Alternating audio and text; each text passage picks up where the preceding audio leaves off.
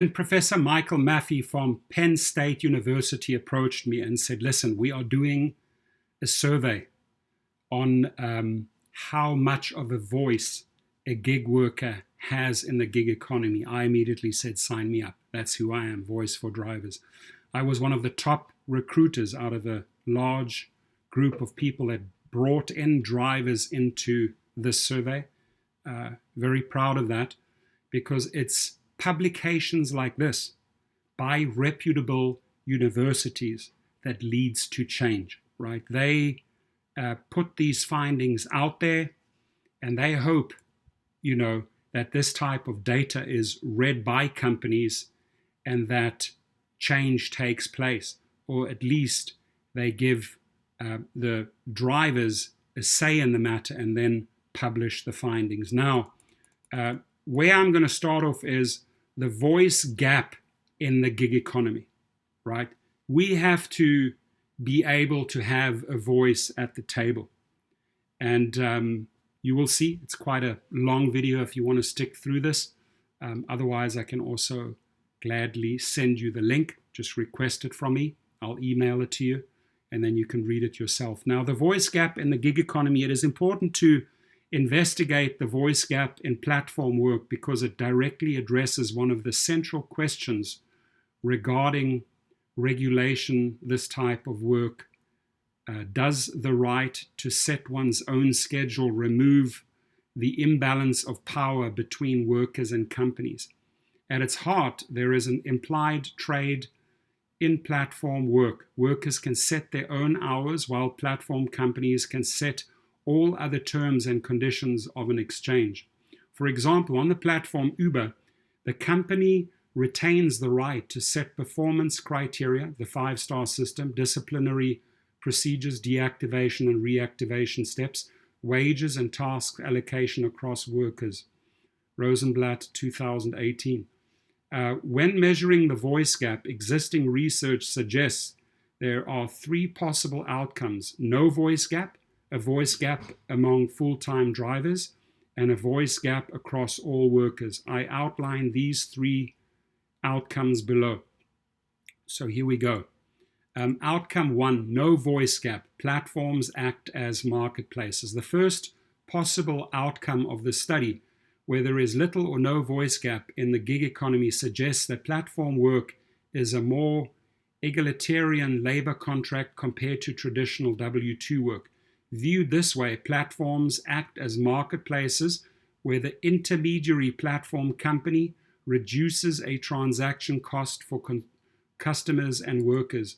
Growing out of the multi-sided market literature, Evans 2003, Evans and Schmelenzi 2016, this theory of platform views these organizations as coordination mechanisms between workers and clients. For example, on Uber or Lyft, workers decide when to work while the platform distributes customer requests across drivers. When confronted with worker misclassification cases, this is the theory that is offered by platform companies such as Uber, Lyft, and Postmates. Platforms are merely market coordination devices. This perspective has been echoed by some academic work, with one Uber-funded paper appearing in a leading labor journal, Hall and Kruger. The view that platforms are marketplaces is grounded in the idea that exit is an equal counterbalance to voice. While this idea may sound like a convenient legal defense for online platforms, there is both theoretical and empirical support to this perspective. Freeman and Medoff, 1984, in their foundational work, What Do Unions Do?, write, in a world in which workers could find employment at the same wages immediately, the market would offer adequate protection for the individual. But that is not the world we live in. For an online platform worker, however, this is the world we live in today. At a moment's notice, a ride-hail driver can work for Uber, Lyft, or Via. I don't really think too highly of Via, but okay. Jet, awful company, or perhaps all of the above simultaneously. Furthermore, there is growing evidence that workers allocate their labor based on the equity features that online platforms provide, suggesting that workers can communicate their displeasure to management by exiting the service. So true. In this view of platform work, the market provides adequate protection for workers, allowing those who feel they have sufficient voice to continue working or work as they wish, while those who desire greater voice exit. Accordingly, if this view of platform work is correct, there should be little or no voice gap in online platform work. Outcome number 2, partial voice gap. Platforms act as safety nets. Similar to the platforms as markets, narrative is the view that platforms fill in for failing social safety nets. Framed this way, the case of entry and exit associated with platform work allows workers to earn short-term income that can be used to bridge under or unemployment. There is some empirical work to support this perspective, including research that finds workers with access to gig platforms such as Uber and Lyft are less likely to apply for unemployment insurance or rely on household debt in the event of job loss. Furthermore, survey research on workers' motivations to join online platforms finds that a large proportion of workers sign up to work on these services in order to work around unpredictable life obligations, such as caring for aging relatives or childcare responsibilities. This research finds that workers use gig work as a temporary method of gaining additional income to afford unexpected expenses, such as paying off a medical bill. The high level of turnover in gig work further supports the view that the vast majority of workers in these work arrangements exit in a short period of time. I see that over and over again. Similar to Cohen et al., finding that part-time workers experience a smaller voice gap than full-time workers, viewing platforms as safety nets suggests that part-time gig workers should experience a smaller or no voice gap compared to their full-time counterparts.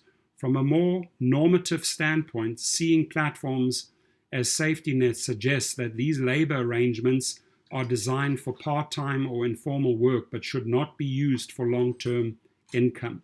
Platform companies have implicitly made this argument when they say their services are intended for people who want to earn some additional cash. If this narrative of platform work is correct, we would expect to see larger voice gap among full-time workers compared to part-time workers. Outcome 3, platforms are similar to employers. The third narrative of platform work is that these organizations possess similar economic and bargaining power advantages over workers as traditional employers, creating the need for institutional interventions, such as labor law reform or collective bargaining, to rebalance the worker-company relationship. The existing literature points to two main sources of inequity in the platform-worker relationship: network effects and information asymmetries. Network effects describe how platforms create value. Essentially, the more people who use a service, the more valuable that service becomes for both sides of the platform. In the context of ride-hail, the more drivers who operate on the platform, the less time customers need to wait for a ride, while drivers are able to turn more rides per hour, up to a limit, increasing their earnings.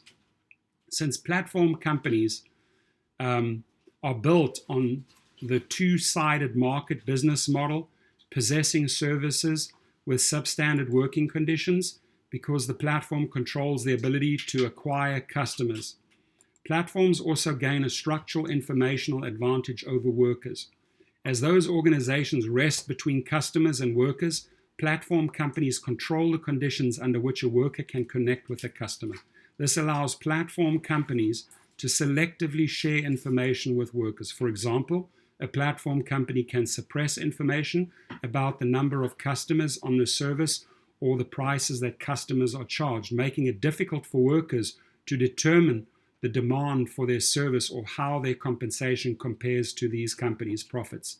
Furthermore, platforms can make it difficult for workers to determine their total earnings by using opaque pay features. Some platforms extend this opacity into the area of performance management, using opaque measures to encourage workers to take on additional costs, such as providing customers additional services or amenities. Research suggests that platforms, companies use this information advantage to prevent workers from learning about objectionable policies, such as strategically allocating tasks to disadvantaged workers who are more dependent on the platform. If platform work exhibits a similar power imbalance to traditional employers, then similar to the traditional workplace, there should be a voice gap across all types of ride-hail work, part-time, full-time, etc. Methods, participants. This study focuses on ride-hail drivers because this group has become emblematic of the online gig economy. Drivers were recruited multiple ways. First, two online influencers, Harry Campbell, the rideshare guy, and Torsten Kunert, the rideshare professor, posted calls for participants on their YouTube channels. Second, two driver organizations sent study recruitment emails to their memberships. Finally, in an attempt to recruit new drivers, I posted a call for participants in 3 ride-hail driver Facebook groups. Table 1 compares participant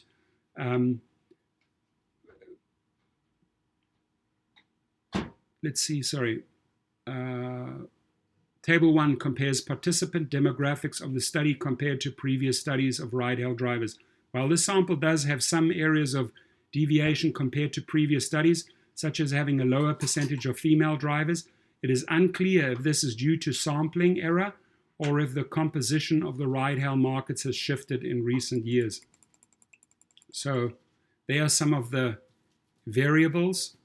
And by the way, I'm not going to go through all of these findings, but what I'm willing to do is if you email me, I'll drop my email below. I will send you the entire report. The 11 pages are, worth reading. Following past research on the voice gap at work, the study asked respondents how much control they believe they actually have over 15 items, and then asked them how much control they should have over these items. I created the questions by modifying Cohen et al. 17-question measure for purposes of ride-hail. A comparison of the 2 questionnaires can be found in Table 2. The full questions for the study can be found in Table 3.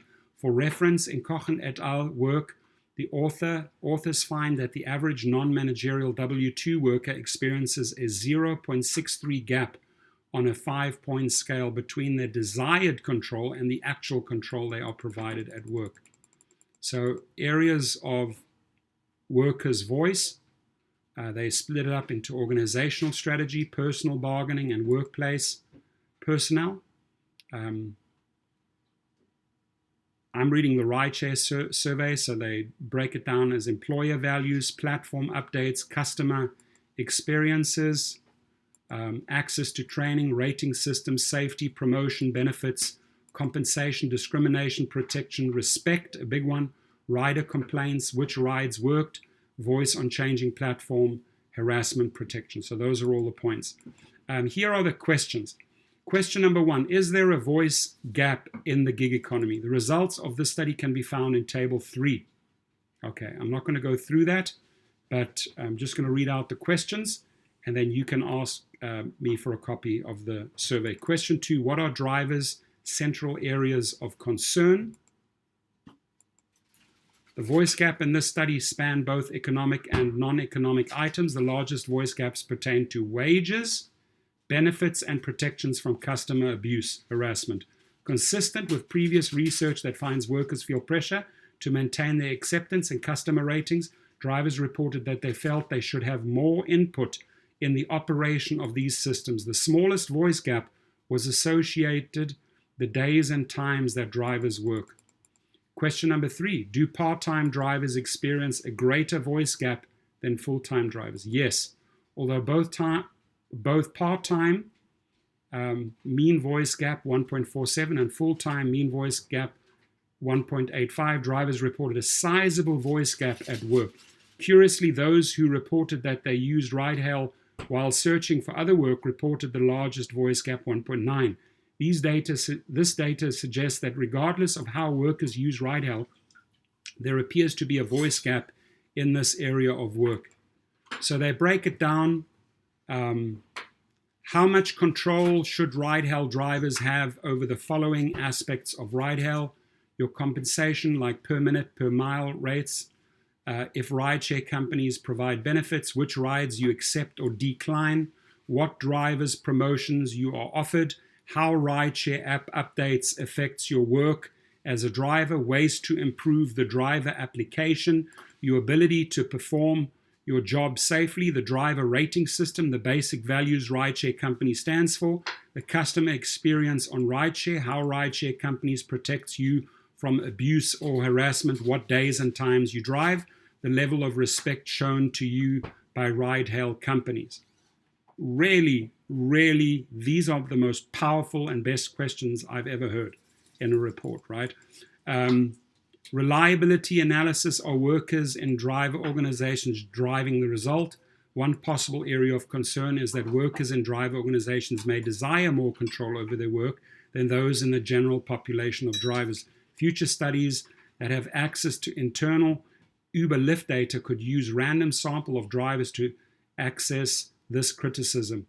That said, this study recruited from two sources, Facebook and social media influencers, that are not directly related to driver organizations. I'm not related to any driver organizations, right? So I'm actually turned out to be, I think, their number one or their number two recruiter, actually even recruited more than the rideshare guy.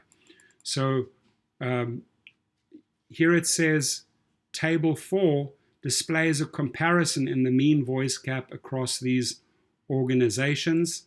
A t-test did not find a significant difference between the voice gap from individuals associated with driver organizations and those who recruited from other sources. Mean voice gap by recruitment source. Wow.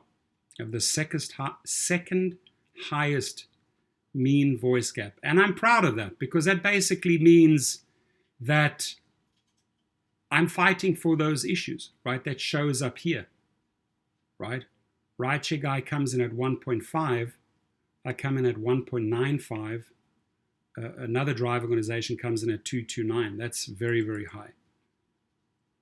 Discussion. This study has several public policy implications. First, the voice gap observed in this study is considerably larger than past studies of more traditional employment relationships. In fact, not only is the voice gap substantially larger, it was also reported by virtually all drivers, 99.5%, even those who indicated they preferred to remain independent contractors over being classified as employees. This finding should reassure regulators that platform workers do not feel that they are being provided with the level of voice that comes with the label independent contractor. Thank you, amen. While many drivers do enjoy the ability to work around their other life obligations, it does not mean that they feel that this aspect of platform work should exempt companies from providing workers with a voice over the core elements of their work. Second, the findings of this study help understand the key issues that workers feel they should have greater control over. Previous research has established that a larger voice gap is associated with greater interest in joining a union or labor association. Perhaps not surprisingly, the largest gaps were around drivers' economic concerns, wages, and benefits, but other issues such as control over how the apps are updated are also prominent issues for drivers. Ladies and gentlemen, these are issues I fight for every single week. They're calling them out here. So this survey speaks to me. This speaks to my subscriber base. For labor organizations, these results suggest that while some drivers still desire to remain contractors, they still feel that they should have greater control over the number of different aspects of their work, while online platforms have claimed that their services should be seen as functionally different from other forms of employment. The issues that drivers feel they need more say over should be very familiar organizing territory for labor unions. Third, these two findings suggest that left unregulated platform companies will not design their services in a fashion that delivers sufficient voice for platform workers. How then Can regulators promote work voice in the platform economy? Previous research suggests that labor organizations are the most effective method of doing so. This needs to happen, my friends. We do need to get labor organizations together that represent us. Alternative, in response to Assembly Bill 5, a California law that codified the Dynamex decision and used a tougher employment misclassification designation for platform workers, Uber launched Project Luigi, an overhaul of their services to grant workers greater autonomy and self-determination when working.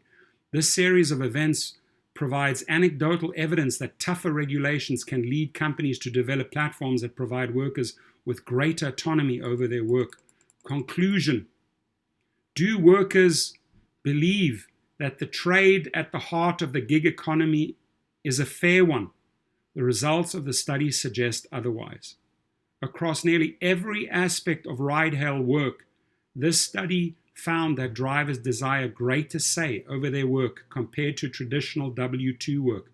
The voice gap found in this study is strikingly larger, suggesting that not only do gig workers seek a greater voice in their work, but that these workers feel they have significantly less input than workers in the more traditional economy.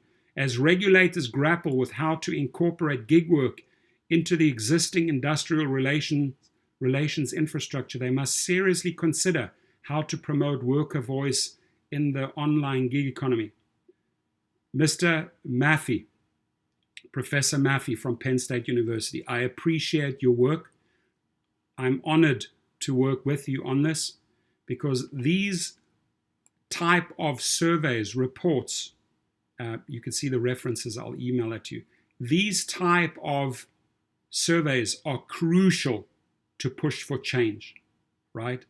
This puts a lot of pressure, right, when these universities release this type of data, because labor organizations, unions, and that can jump on this and see, okay, there's an issue here. Let's see how we can fix it. We're going to push for change, my friends. I'm going to push and push for a more powerful voice for drivers. Hence my title, VFD, Voice for Drivers. I appreciate you all. I hope you watched the whole video. I found this fascinating. The data is fascinating. The questions were intelligent. The feedback that drivers gave will make a difference in the long run. Now, I do want to give my sponsor.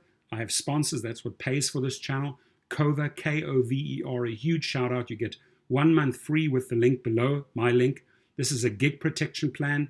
Please go over all the benefits, right? 24/7 health service, automatic mileage tracking, paid time off, sick leave, legal protection. Probably the best one of the lot, the legal protection. They have a legal arm called Legal Rideshare in Chicago, led by Brian Greening, awesome attorney. They represent drivers and gig workers nationwide. If these companies deactivate you or wrongfully terminate you, it happens every day. This company, Legal Rideshare, sends out the letters to protect you, the legal letters. If you get into an accident, I hope this never happens. If you have an injury, again, I hope this never happens. If your riders get injured during an accident while in your car, again, I hope this never happens. But if it does happen, if you're losing wages, if your car's damaged, if your body's injured, make sure you contact them, because they will handle the entire insurance process for you. Thank you for listening to the survey. And again, people know me well in this channel. If you want a copy, I will take the time and send the full report to you. Have a marvelous day. Please, Happy New Year, everyone. 2021 will be way better than 2020. I'll guarantee you that. Speed up those vaccinations, disinfect your cars, wear your masks, keep your family safe, and let's all get through this together. Thank you.